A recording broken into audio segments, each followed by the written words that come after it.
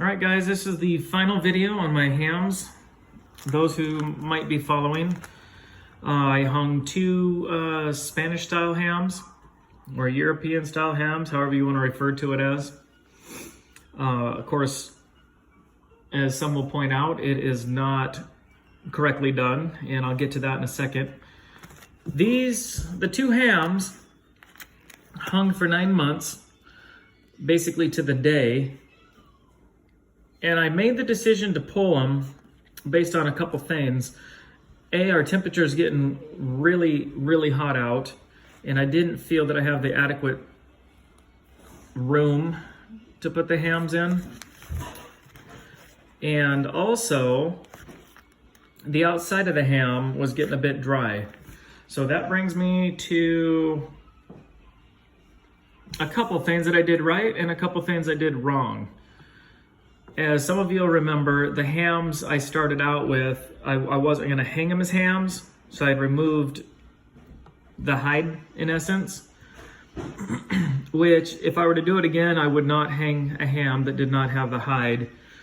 What I found happen is they dried.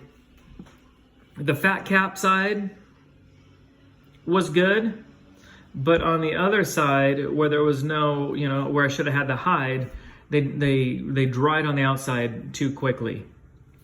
And in essence, what happened is that ends up trapping the moisture inside.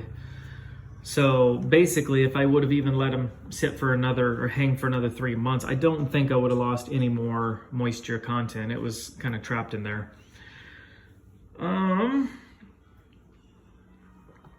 Second of all, the most important thing is, yes, the hams did turn out. I consider it a success. This was my first time trying this. So I'm in no way a person to be giving advice on hams. But this is the end product right here.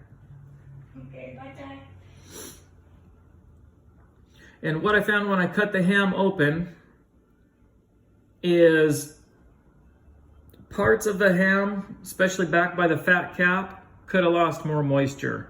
The more you went towards the what should have been the skin side or the inside of the ham, they got drier and drier. So somewhere in the middle was perfect. Now, the two hams, what I did do is I sprayed them with that mold. I bought a commercial mold, which I know is not traditional either, but I talk about it, of the why I did that in my other videos. When I started cutting on these hams, it had a really yeasty smell to it, and I was really worried that they'd taste like yeast. Turns out, the flavor profile was awesome. Couldn't be happier with the flavor profile.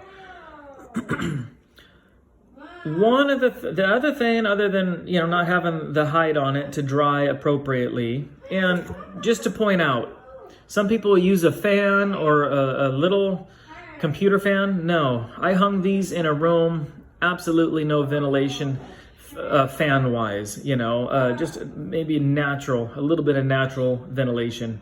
So yes, it had enough for air exchange, just no breeze.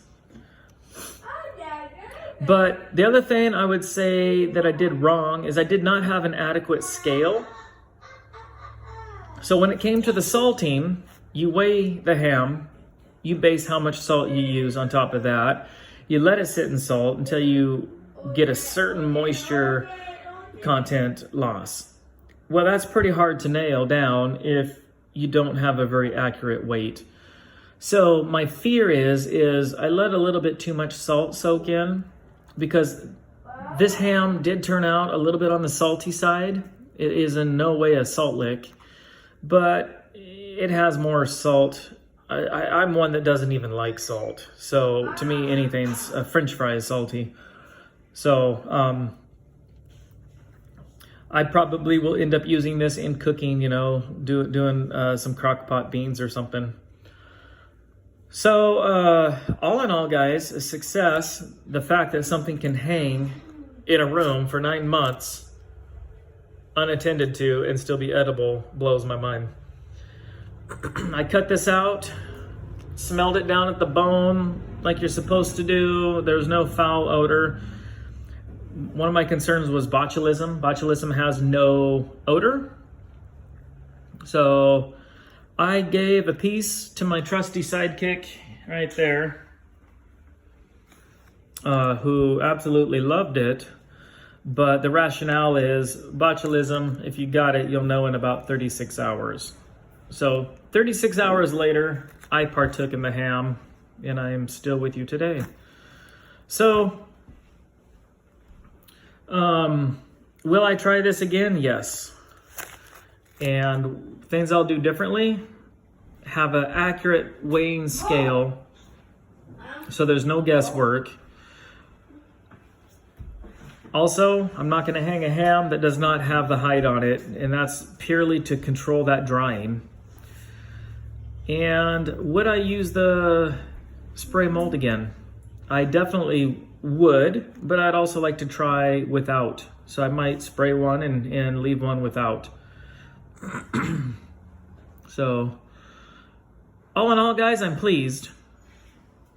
The reason you see that I put them in Ziploc bags and I didn't leave it on the ham bone was for the fact that it didn't dry even. So some areas have quite a bit of moisture content, and I don't feel that it would have, you know, like a traditional ham on the bone and you just sit there and slice them off. I don't feel that mine would have stayed real well. I think it would have molded. And so I did not want the hams to go to waste. So in Ziploc bags, pre-portioned, they went. So that's going to do it for this update. And what I'll do is I got some still shots of kind of the process when I was cutting it up. And I'll just put all those still shots at the end of this video. So all in all, a fun little project. Thanks for watching.